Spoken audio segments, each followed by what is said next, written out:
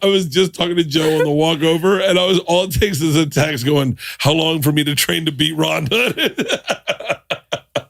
That'll never happen. He wouldn't know. He's not an expert. He's a fan with an audience.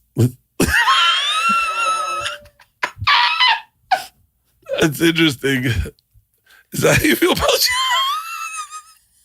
Never fought. He fought Taekwondo, right? Never fought. That's not fighting. It's not fighting. Well, I'm going to exit this conversation. No, I don't want you to get any bad DMs. We need to get out. When she said, like, I wasn't an expert, everyone's entitled to their opinion, you know, but you got to understand why she thinks like that. Because she has a champion mentality. You never fought, you ain't shit. MMA fighter Ronda Rousey turned against Joe Rogan after her recent appearance on the Birdcast. This dramatic event shook many people because of the history the two of them share. Rogan backed her more than anyone, so in the eyes of the fans that recent statement looked like she stabbed him in the back. During the podcast, Bert was completely caught off guard by Ronda's comment. I started laughing like crazy. It seemed like he tried to play it off as a joke and move on, but apparently that moment turned into the spark for a whole new wave of drama. What appeared to be harmless banter was taken very differently by many viewers. Also, let's not forget that Bert and Joe have been close friends for years, and considering everything Joe has done for Bert, his reaction didn't sit well with a lot of people. Many felt that he should have stood up for his friend instead of laughing it off. Soon after, social media was full of outrage, questioning how Bert could have just sit there and just let Ronda Rousey speak that way about Joe Rogan. Among the first to speak and call him out was Schaub. When you bring somebody on and they throw a jab at your boy, I don't understand how you just let it ride or have fun with it. Oh, what? How are you not defending your boy after all he's done for you? Even if say it wasn't Joe Rogan, say it was a lower level guy. If he's one of your boys, I don't understand how you don't defend them or stick up for them.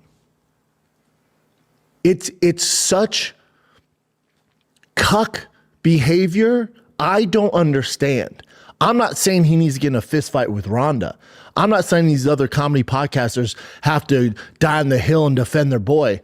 But what you're not going to do is come on my platform and throw jabs at one of my friends. I don't understand that. That situation reminds me a bit of what happened with Andrew Schultz, who defended Joe Rogan so relentlessly and was basically ready to argue with everyone who didn't stand up for Joe in such situations. This whole thing about defending Rogan is starting to feel a bit overdone and repetitive. After all, Bert didn't really do anything that scandalous. If you put yourself in his place for a moment, you're recording a podcast with your guest for almost 2 hours, you relax, you're joking around, having a good time, and suddenly your guest says something slightly rude about your friend Joe Rogan. How would you handle that? Would you ruin the whole vibe, start an argument with the guest, or even fight them? Even if Bert knew there was some drama between them, he decided just to stay out of it, leave it between the two of them, and take the comment as a joke. But let's leave Bert aside. What exactly happened between Joe Rogan and Ronda Rousey that made her so offended and willing to say such things about him? If you watch her career from the start, you know just how much Joe Rogan has supported her over the years. He's always spoken highly of her, calling her one of the best to do it, and even till this day he hasn't said a single bad word about her. Back in 2015, when Ronda showed up on one of his podcasts after winning a fight, he said such kind things about her that he actually teared up. Anyone who's followed Joe Rogan for a long time know how rare it is to see him that emotional. There are very few people he's ever spoken about like that. I've seen guys win before. I've seen women win before. I've seen people win before.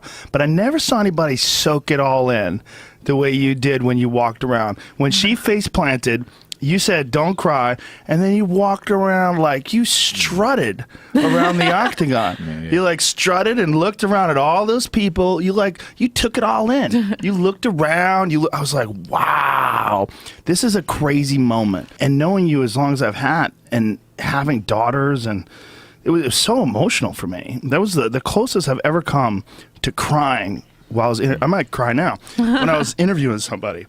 It's because it was so intense, and it was also like I really knew that I was like seeing history. It's like, it's hard. I know it's hard for you to probably talk about it because you're living it right now, but like you're in the middle of history. At that time, she wasn't just winning fights, she was redefining what was possible for female fighters in MMA. She became the first woman signed to the UFC, the first female champion and the face of a new era in the sport. Her 14-second victory against Kat Zingano and 34-second against Beth Correa broke records and made her a global icon. Considering that Joe Rogan has 3 daughters, it's no surprise he was so emotional about Ronda's achievements. Sadly, her career took a tough turn the following year. In 2016, Ronda Rousey suffered a devastating loss that ended her era of dominance. She faced Amanda Nunes at UFC 207 and was defeated in just 48 seconds by a barrage of punches. For fans and commentators like Joe Rogan, it was a shocking fall from grace. It was the moment when the unstoppable champion of 2015 suddenly looked like a human. You can only get knocked unconscious so many times. You can only get fucked up so many times. And she got fucked up 2 fights in a row. I know. Really bad. The Holly Holm KO, That which was was brutal. ruthless.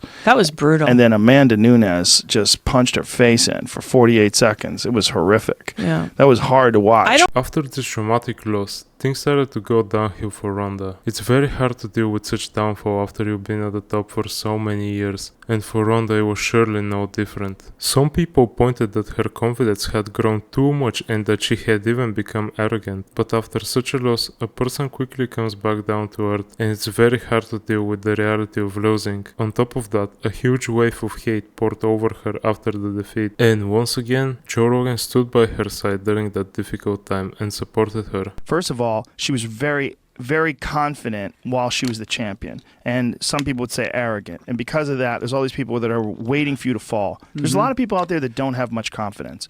And when they see someone who's out there who's got a lot of confidence, it's very compelling. Like a Floyd Mayweather or like a Conor McGregor, their confidence is incredibly compelling. Like you want to be near them.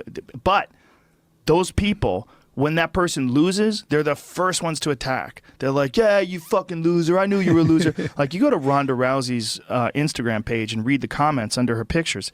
It's ruthless. Some fucking assholes. Just assholes. And I guarantee you, all those people are severely unaccomplished or really young. Either young kids that don't understand what they're doing, they just have this opportunity to be able to talk shit, or they're a bunch of fucking losers, and they're finding this opportunity to shit on someone who was this incredible, bright, shining star that fizzled out. After everything Ronda went through, she was left quite shaken emotionally, and even if she hid it well, it definitely wasn't easy for her inside. After the tough losses and then the wave of hate, it's understandable that she felt abandoned and couldn't easily accept everything that was happening to her. This is exactly where the whole drama between her and Rogan started. She was used to being on top with everyone around her supporting her. In fact, no one had even betrayed her officially. Everyone simply saw the obvious that now they were better fighters than her and her era of charm was over. But Ronda had other plans and she didn't want to accept that. She didn't want to see reality for what it was, and she still had ambitions to get back to the top. And the fact that no one believed in her anymore made her feel abandoned and betrayed by the very people who once cheered her and cried after her victories. People can say whatever they want, but Ronda Rousey was that girl at one point. She was. And she put us all on the map in a different way,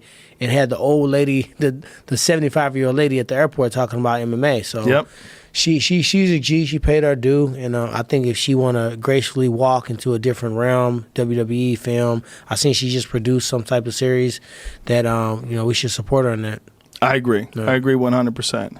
And I really don't want to see her fight again. she's done, I'm pretty sure. This clip clearly shows what they think about her. In the conversation between Joe and Tyron Woodley, it becomes clear that neither of them deny how much she contributed to the popularization of MMA. No one questions her achievements. The interesting part, however, is that Tyron says he doesn't want to see her fight again, and Joe immediately agrees, firmly saying, yeah man, she's done. That was the moment when their relationship began to fall apart, or at least from Rogan's side, because he didn't believe in her anymore. But things got even worse after that, because in a later podcast, Joe again said something about her that sounded quite unpleasant and mocking. I was like, she could probably beat half the men bantamweights in the UFC. Is that true? No, it's not. That's definitely not true. I shouldn't have said it at the time.